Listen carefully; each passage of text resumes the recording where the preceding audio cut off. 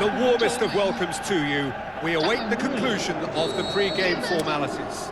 I'm Peter Drury, and seated in the experts' hot seat is our man Jim Beglin. Thanks, Peter. Hello, everybody. I'm ready to see what unfolds in this one now.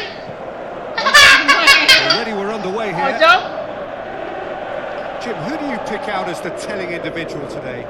I'm going to pick a defender, Thiago Silva. A natural athlete for me, with all the characteristics to be at the top of his trade. And a shot! And he's there to make a great save. Well, you can't ask for much more than that. A difficult moment he simply had to deal with.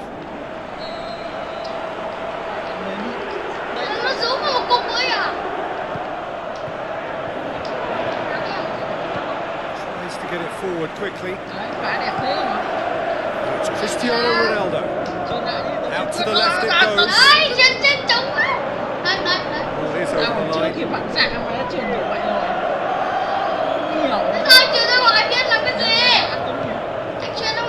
Lukaku.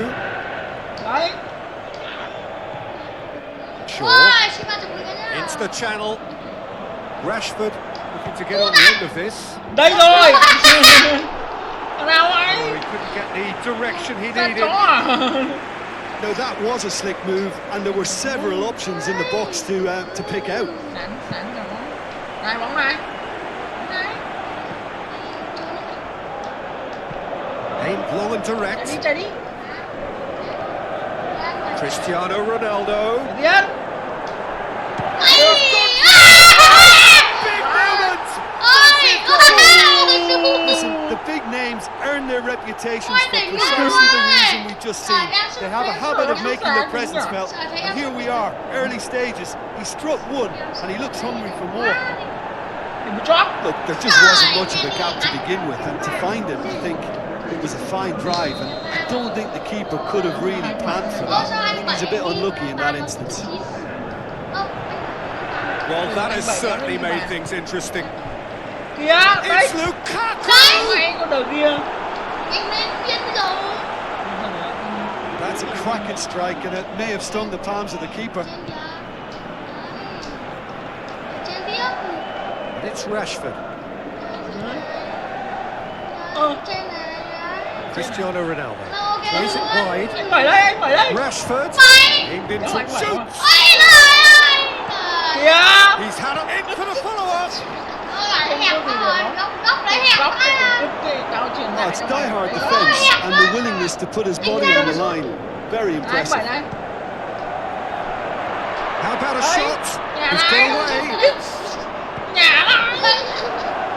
Defence got the better of him this time, but I'm sure he'll go again. Well, you could see he was eager to get a shot away, but there was too much flesh and bone in his path. And now they get back to Mosby, looking to shoot. Oh, so close to what would have been a memorable goal. Well, the run was really impressive. The finish was depressive, and expectations were not met. Đây, mày đấy. Forward it goes. Sao trượt nhẹ như thế mà nói. Jorginho. This is gone, that's a foul. Người nhà không ai. Well, he can't say now that he hasn't been warned. He just needs to find the control button on his aggression before the ref does it for him, Peter. Đấy, anh phải đây. Yeah, that's top defending and turning, which can open up many possibilities. He's through and all alone. Đây He's rồi. gone for it. Nó chặn And that would have been some goal. Cristiano Ronaldo cannot be a happy chappy, and you can understand why. The run was stoic, and it should have been heroic.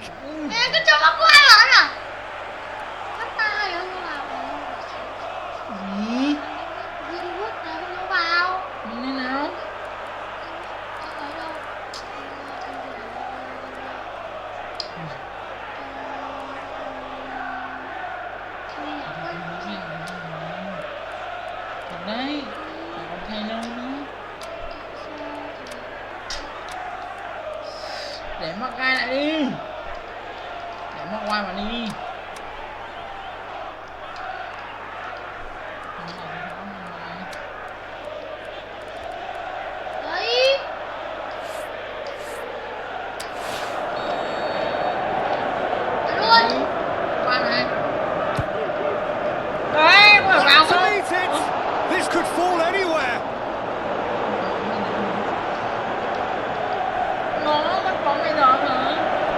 That's a throw.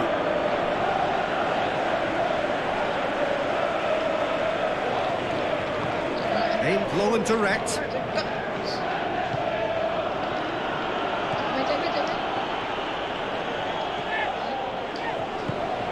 Shaw. Rashford. Cristiano Ronaldo. Đấy, chạy thôi. Kante gets it Ba back. cả mình chạy trốn như một con chó. Nhưng mà em không Get nhìn it thấy. forward quickly. Không nhìn thấy chuyện kiểu gì. Get the better of his opposite number. Xích đi. Biết thế nào là fan mua. Biết thế nào fan mua. Không cần nhìn cái công trường. Good idea, just poorly executed. Sạc luôn, đấy, đúng rồi. That's a foul. Free kick's been given.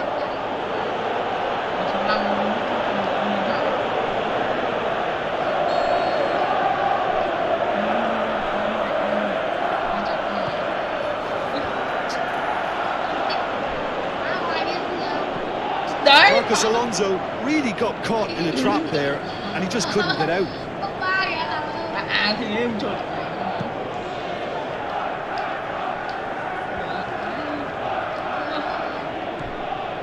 Conte.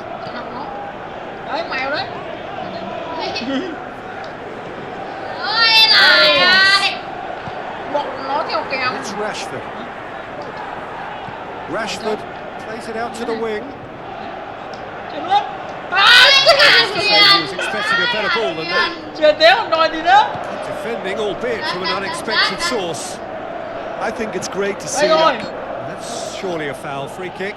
Em gì đâu nhỉ?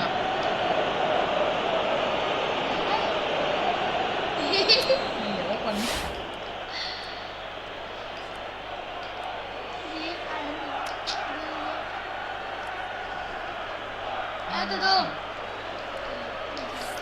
Ơi, con cuốn. Anh đừng đâu. Này, bóng ấy. Lukaku Đấy, chặn thằng nó. stuck out the Đấy. leg for a good Ơ challenge. vai, tắt bóng đi Varane em, không with the phải. foul. Tại vì mày phạm lỗi với nghệ sĩ nhân dân. Cơ. Em Kém. đây em gần kéo trọng tài. Hỏi chấm. Không có chuyện đâu trọng tài thì sao? Đấy, mắc vai phải bóng kìa. And he just stood firm. Đấy, đổi ngay đi. Oh, great ball! Can he score? Phá ra. Surely this time. He's done very well to get to that. Well, what can I say? Truly wonderful goalkeeping. Ôi, thua mẹ bằng. Đây rồi, đúng nhân vật đây rồi. Nhân vật phòng ngự đây rồi. Đấy. That's been levered clear. Hay quá. Đây rồi. Đây. Trên kìa, anh phải kìa. Cristiano Ronaldo. Đấy. Vừa sủa xong. Đấy, anh mới sủa xong em. Đấy, mày truyền kiểu gì đấy? Đấy. Forward it Anh goes. Mày nghĩ là Conte. Oh, he's caught him there. It's a free kick. Kìa. Bật.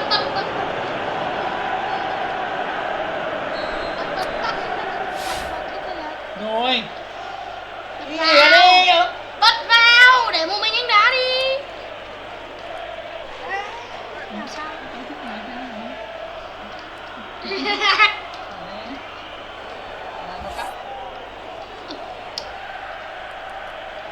Chưa chưa.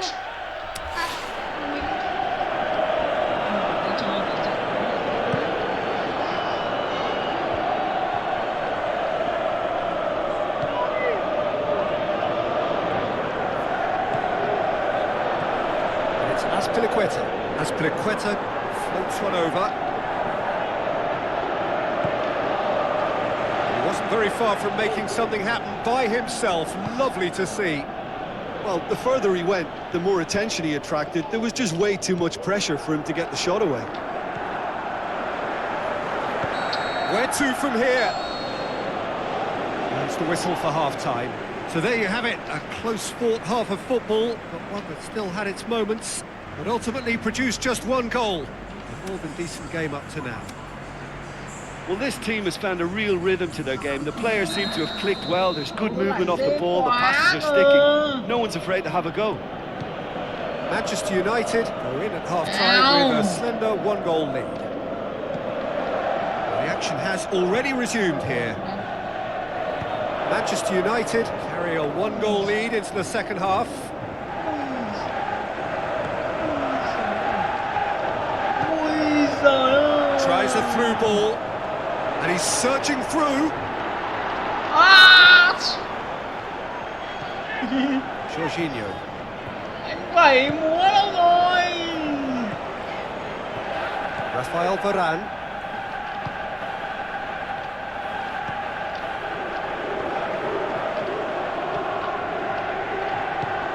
Passes it through. Rồi. Whipped in. Đây rồi. And he heaves it forward. And it's been taken straight back. Looks like a good ball through. Promising cross. Cristiano Ronaldo! A class apart on his own! Unbelievable. Two to the good. They have breathing space. Nhìn. And how about that for a volley? Executed to perfection. Cristiano Ronaldo. Ronaldo really has pulled off a difficult skill which needed expert timing. That was expert timing.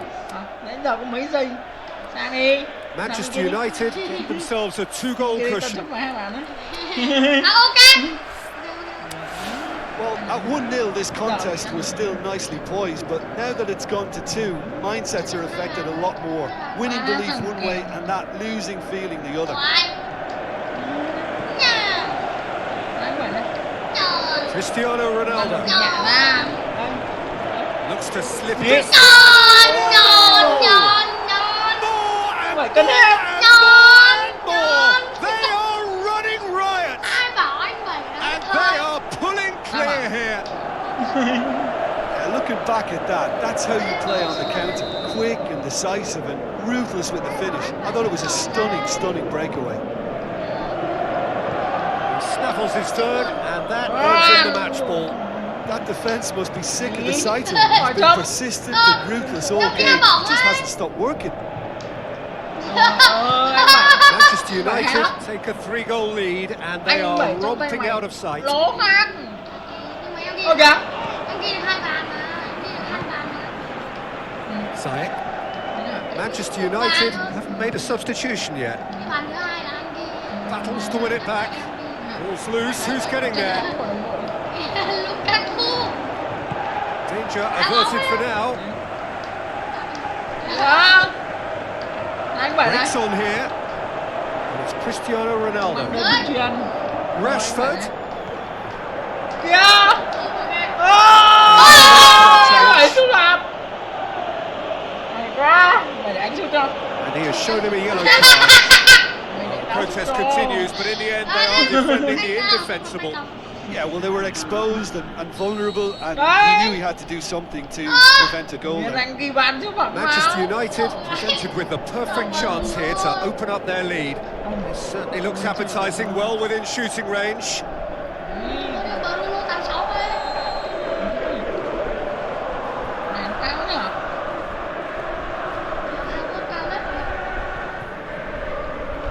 Ăn bàn rồi. Ăn bàn rồi. Ronaldo! Yeah! They're actually not getting too tight, which is interesting. No. It's probably cautionary. Don't dive in, try to pinch it or intercept so nobody can get in behind. Bảo sao thằng mắc ngoài nó có đứng có chỗ. Jorginho tries to stroke it through. It's Lukaku! Outstanding save to keep that out. Lukaku will probably beat himself up after that as the sole culprit.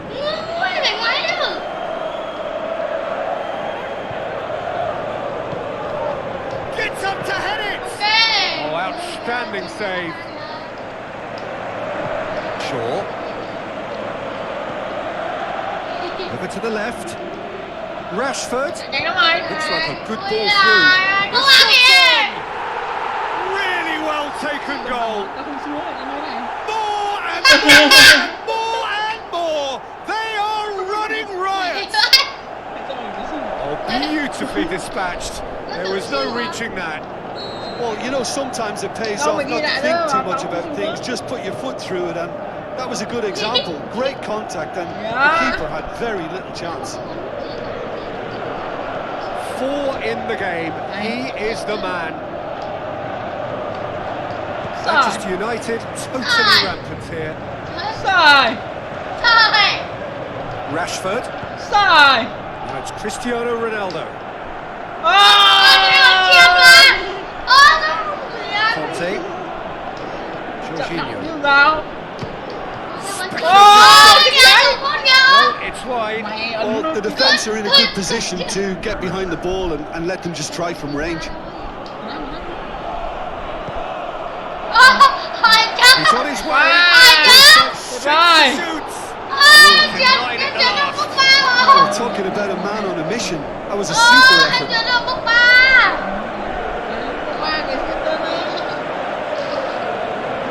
Nhân dân bóng ma.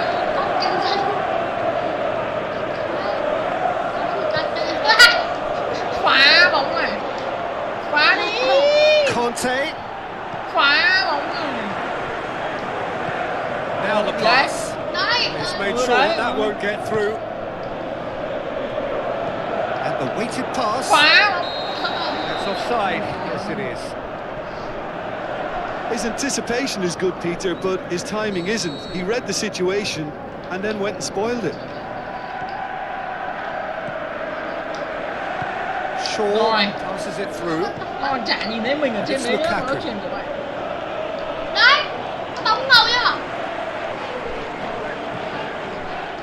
Now the ball's come loose and the chase is on. Thực ra là Nice to get it forward quickly. quan trọng vẫn là Rashford with the ball Đấy. through. Nó để nó Oh, fantastic from Ronaldo. To add to what has already been an incredible goal. quay lại xuống nữa. Xuống nữa. Ui. Well, I think we've gone past humiliation now. This could be doing some real Trời ơi, psychological mình phải ăn damage. 5 bàn đấy à? Đùa. How many more does he want?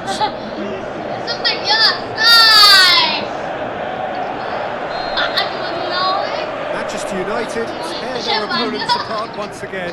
They are utterly ruthless. Đây rồi. Đấy This chưa? has gone, that's a foul. Well, he knows very well that he is already walking a tightrope. Ronaldo is off, and the boss has some thinking to do now. I just think it was a cheap foul to give away. Chả sao cả. Ăn 5 bàn thế là đủ rồi. Hay làm sao được?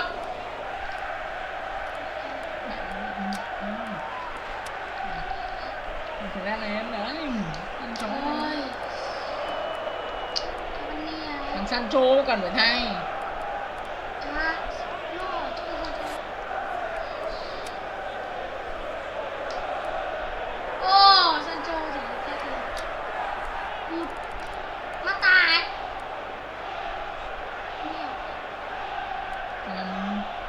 Rồi, rồi.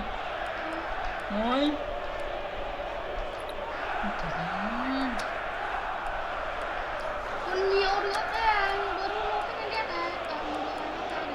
Thay cái thằng đổ chết vào đi. Hay. Nói thật.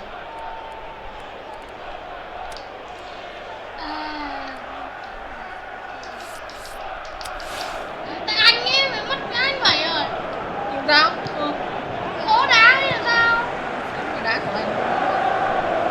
Cần gì anh vậy? Để đi này. Đấy. Thiago Có đi. Silva to read it and intercepts. Cần gì anh vậy? Con chó. No, no way through there. Đấy. Lukaku.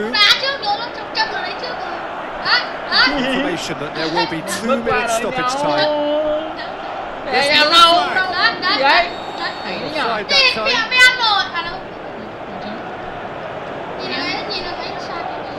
Để đi.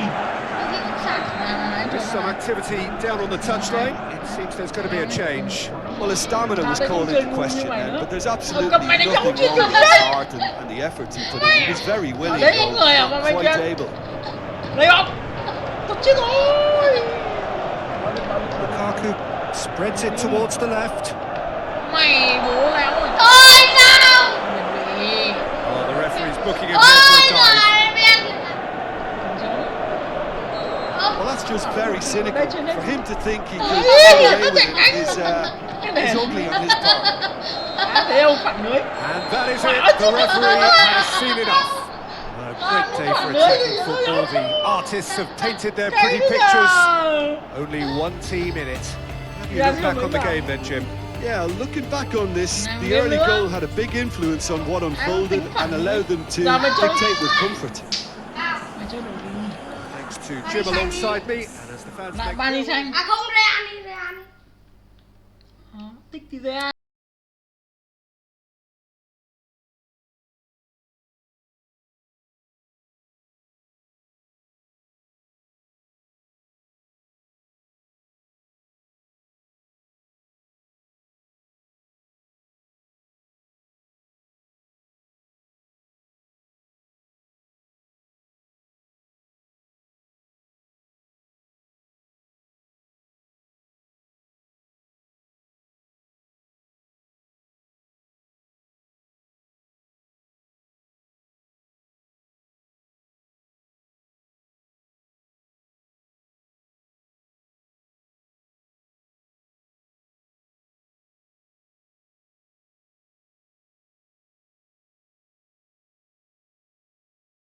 The warmest of welcomes to all of you around the globe. We're just about ready to get going. The players will be with us very shortly. I'm Peter Drury, and seated in the experts' hot seat is our man Jim Beglin. Well, I can tell you, I'm truly delighted to join you, Peter, and thank you very much for that. Already we're underway here. How do you, Jim, see making a difference here? Well, Harry Kane merits a mention. What doesn't he do well? Leads the line, drops deeper into space, he runs well with the ball at his feet, and he's rarely wild when attempting an effort at goal. He's been a great Hard to disagree with that. Situation he thrives in. Thằng mày điều khiển chứ thằng nào? Không, nhưng mà Looks thằng like nào a good thì ball Kìa, through. xoát đi, tiền đóng được. Big chance, must Không be. đạt được. We'll have a dip. không đạt được đi. Listen, the big names earn their reputations for precisely the reason we've just seen. They have a habit of making their presence felt, and here we are, early stages. He struck one, and he looks hungry for more. Đấy. Kane Chơi kiểu thế không closest ạ? to keeper, Đấy. and only Đó, one winner. cho Oh, đi. that's excellent. Một mình tôi đồng nghĩa là Oh, so close to what không would có have thằng been nào a hỗ trợ memorable mình goal. cái tí nhỉ? Không chỉnh người Benzema nhé, không really chỉnh has người just nào. learned the lesson there. Your focus cannot lapse, even slightly. Này bóng này, yên tâm, chắc chắn luôn. Ok. Chắc chắn luôn. Ok. Đấy. It's gone out for a throw-in. Như chưa cho Toli cờ giúp. Đấy. Looks to clip it forward. Bắt đầu trận. Kane. Well, the further he went, the more attention he attracted. There was just way too much pressure for him to get the shot away. Trên cái Vinicius kìa. Cái chuyện à? Đấy, Benzema takes it out to the wing. vào, anh đợi mày. This is quite a run, and he's not done yet. Đây, cái gì ấy? Mèo, chúng đòi bóng ở dưới này, vãi cả khứt rồi đấy. Kìa. Không lấy được. Anh cửa đấy. That's a throw. Đấy. Tạm luôn. Great strength, too strong for his opponent.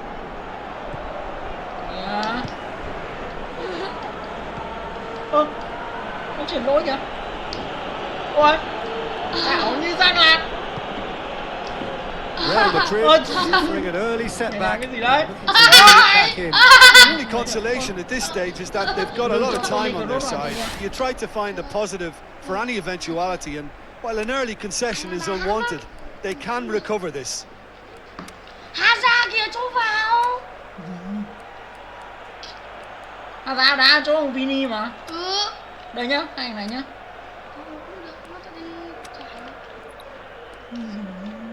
Để nó cao lên tí để cho nó tan. Cao lên tí. Chứ không phải nửa tí đâu. Cao hết cỡ lên, bọn dưới này nó đã xuống rồi. Xuống phẩm của nhà vua đó. Real Madrid, as though they're about to make a change.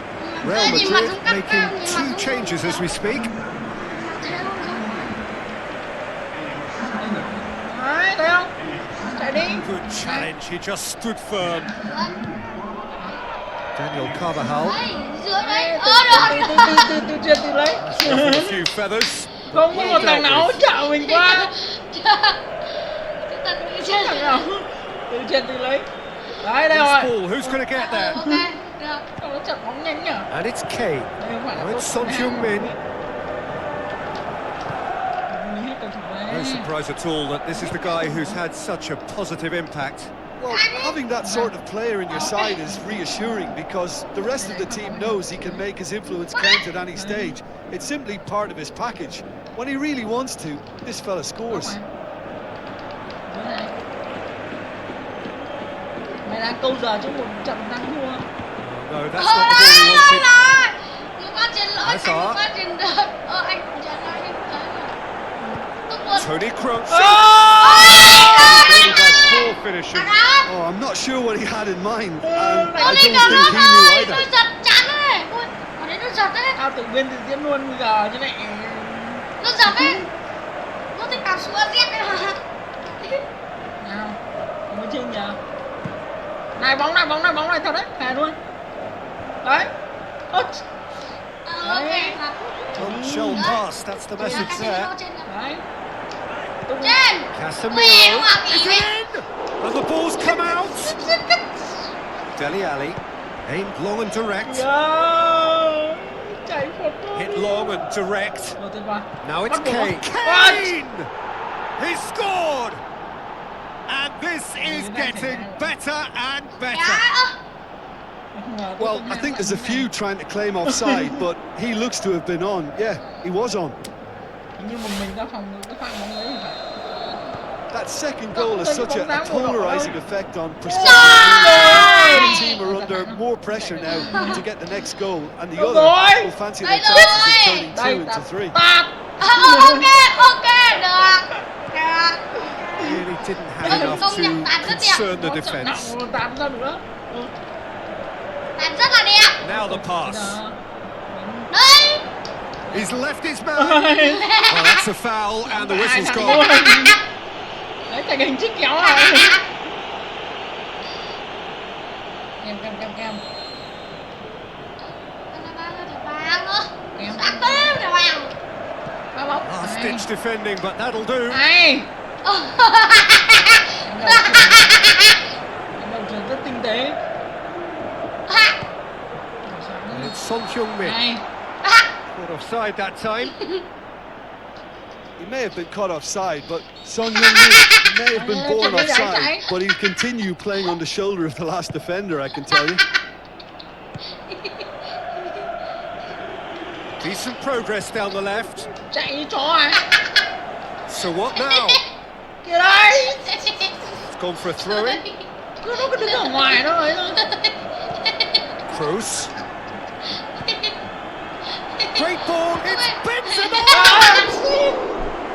Decent enough try. Benzema did give it a fair old crack, and he'll be encouraged Ôi, đéo to xuống step giờ up tao again. nhả nó mày á. Đấy, lệch mẹ người luôn. Mẹ người luôn hả? Ở trên kìa. Này bóng này lần này là thật.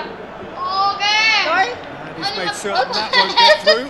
Out to the left it goes. Yes. Ôi kìa. Tiếp. That's a throw. Hai thằng cùng nằm à? Chúng ta tình huống đấy có 3 người nằm. Hả? Good idea, just falling. Kane! Nó khó thế nhở? Oh, nearly.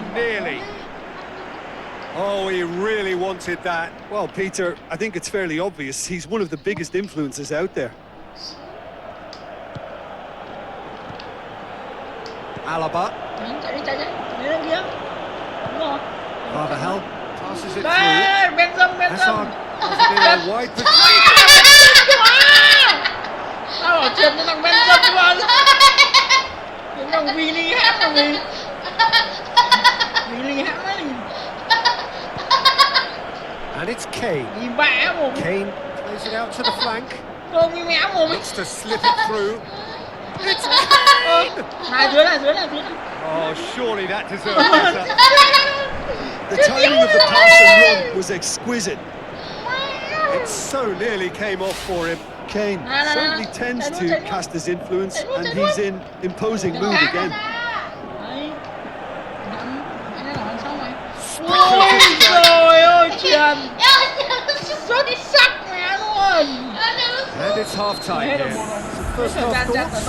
Well, it's looking pretty Không straightforward, cần thay người, Peter. cứ They've như got này chúng themselves tập như into này a thôi. very good position, so why dither from here when they can Xong lên. repeat their first half Cô máu. success with another show of strength? Well, we're already into the second period. Look, before Come they on. might get too carried away with thoughts of getting back into the game, they can't afford to slip up and Nhanh concede lên, đang another. thua. The next goal becomes Này bóng này. crucial. Ôi kìa. Kìa. Kane! He's there to make a great save. Well, you can't ask for much more than that. A difficult moment he simply had to deal with.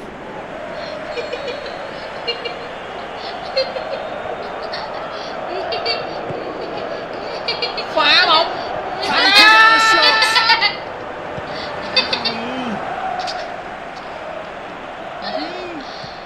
Dele Alli.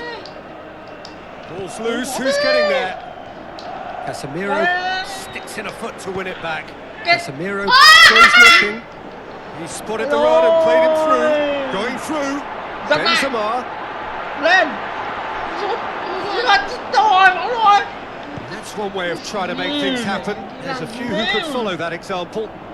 Well, you could see he was eager to get a shot away, but there was too much flesh and bone in his Sao path. tuyết người luôn. Sao? The shot's on! Chạy đi này, bóng này. Bóng này. Bóng này, bóng này. Needless to say, he was expecting a better ball than that, and he's cut it out. Đấy, mày chuyển kiểu này thì ngon à. Kìa. Dele Alli. Mày chuyển ngon quá rồi, kiểu đi. Dạ, cái kia đó. Play for a throw. Cái kia đó. Dạ. Cái kia đó. Ok. Dạ. Forward it goes. Chạy trước. Chạy đi. Tries a through Đây ball. nhá. Trên. Benzema with the ball through. Đây. Hazard. Lại. Đó. Decision for the referee. Mày hút vào ruột của nó. Mày tự hút vào giày của nó. Chứ nó không định xúc mày đâu. Này bóng này. Dele Alli. Xin bóng cho. It's Son Heung-min. Real Real Madrid still have one last substitution available. It's Son Heung-min! That really should have hit the net. Son Heung-min really has shown an example of why indecision is fatal. Tấn công tổng lực nhá. Nhìn thằng Đức yếu. Vini hạng này.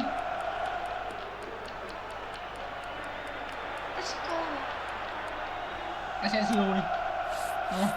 Cái này chống thật nhanh. Well, here's a change that was in the offing. Last one allowed.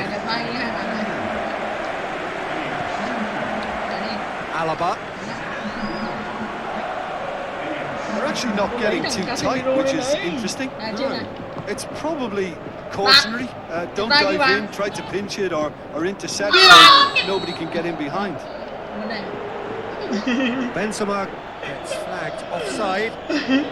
Well, he now knows that he has to lock in the timing. Success and failure depends on it. Này bóng này.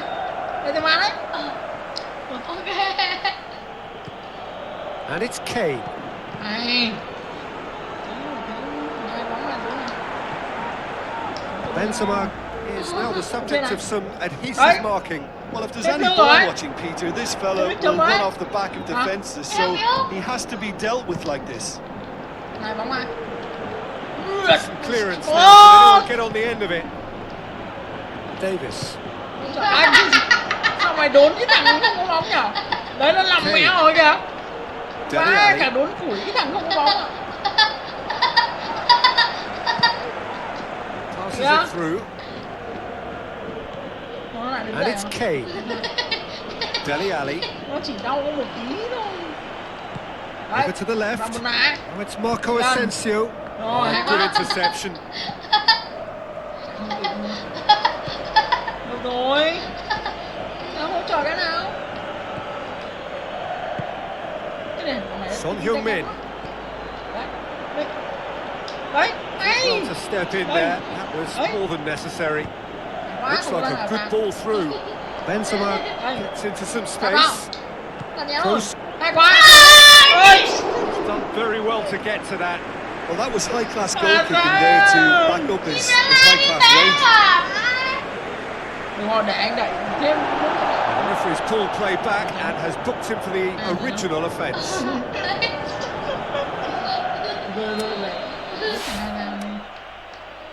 Để cho ông Hazard chơi ở cánh thuận của nó mới được.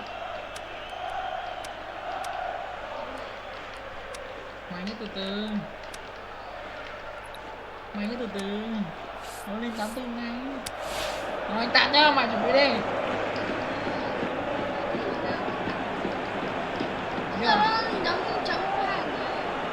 Rồi đấy, Tạn xịn đấy. Up he goes! Can he get it away? Looking back on that, it was some save and potentially a big moment for the keeper and his team. Mày chọn nhầm thằng như nào? Ôi, hai thằng đấy nó bằng Casemiro với thằng Alaba thôi thì nó chỉ mũi tên có hai. À thay cái thay người rồi chỉnh cái mũi tên để cho ra người mình cần thay mà. Chưa xong rồi. Xong. The ball's come loose and the chase is on. Hả? Oh, that's clearly not what he wanted to do. He's got away. Looking to get. Can he put it away? Oh, it looked like 3-0 for sure. Well, that ought to have wrapped it up, Peter. He may well regret that, you know. Alaba chắc. Chạy nhanh chuyển Well, they nhanh came to that. Tấn công nhanh. Alaba. Tấn công nhanh. Đấy. And it's Marco Asensio. Real Madrid don't appear to have what it takes to get back. Đi. It's one. Ủa kìa. Size all around the ground. Để anh chuyển Horrible không? miss. Well, they're definitely going about things the right way, Peter. A goal soon can bolster energy levels now.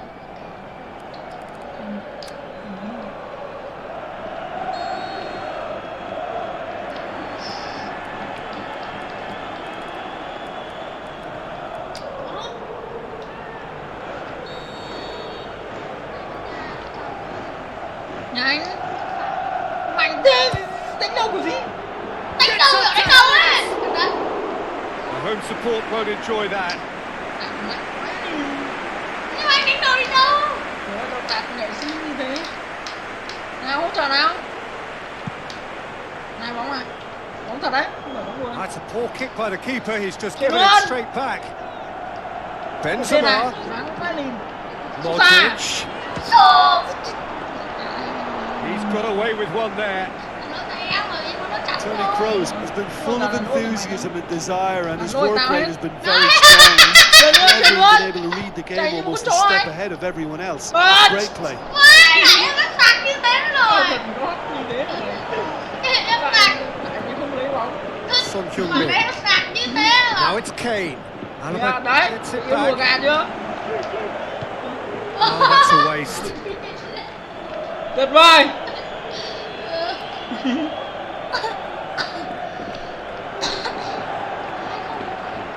Đấy. Không có câu giờ rồi. Ôi. Chạy. No, that's too long. Này, tấn công nhanh.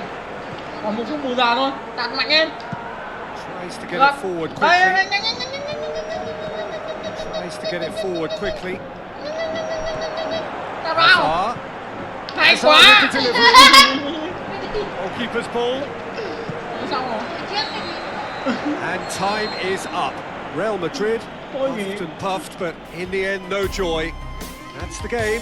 The result is what matters. And this result is cruel. How would you sum up what we've witnessed, Jim? Real Madrid never really got into this game. I think conceding early as they did seemed to completely undermine whatever had been put in place before.